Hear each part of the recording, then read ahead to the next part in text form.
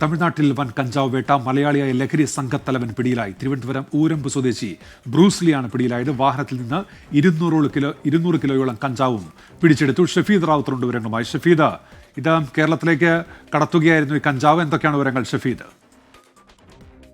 ഉന്മേഷ്, തിരുവനന്തപുരത്തേക്ക് രഹസ്യമായി കടത്താൻ ശ്രമിച്ച വലിയ കഞ്ചാവ് ശേഖരമാണ് ഇന്ന് വൈകുന്നേരത്തോടുകൂടി തമിഴ്നാട്ടിൽ വെച്ച സ്റ്റേറ്റ് എക്സൈസ് എൻഫോഴ്സ്മെന്റ് സ്ക്വാഡ് പിടികൂടിയത്. ഈ സ്റ്റേറ്റ് എക്സൈസ് എൻഫോഴ്സ്മെന്റ് ഉദ്യോഗസ്ഥനായിട്ടുള്ള ജി കൃഷ്ണകുമാറിന് ലഭിച്ച രഹസ്യവിവരത്തിന്റെ അടിസ്ഥാനത്തിൽ ഈ തമിഴ്നാട്ടിലെ നാങ്കുനേരി ടോൾ പ്ലാസയിൽ വെച്ച് വാഹനങ്ങൾ പരിശോധിക്കുകയായിരുന്നു കേരളത്തിൽ നിന്നുള്ള സ്റ്റേറ്റ് എക്സൈസ് എൻഫോഴ്സ്മെന്റ് സ്ക്വാഡ് സംഘാംഗങ്ങൾ.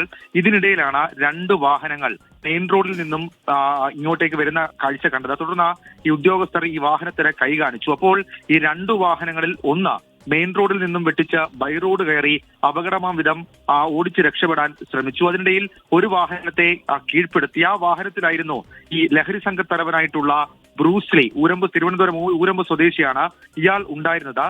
മറ്റൊരു വാഹനമാകട്ടെ ഈ തമിഴ്നാട്ടിലെ ആ റോഡിന് സമീപത്തുള്ള മറ്റൊരു സ്ഥലത്തു കൂടി ഓടിച്ചുപോയി. തുടർന്ന് ഏർവാടി കോവിൽവാസ് എന്ന സ്ഥലത്ത് വാഹനം ഉപേക്ഷിച്ച നിലയിൽ കണ്ടെത്തി. ഈ വാഹനത്തിൽ നിന്നാണ് ഏതാണ്ട് 200 കിലോയോളം കഞ്ചാവ് പിടിച്ചെടുത്തിട്ടുള്ളത്.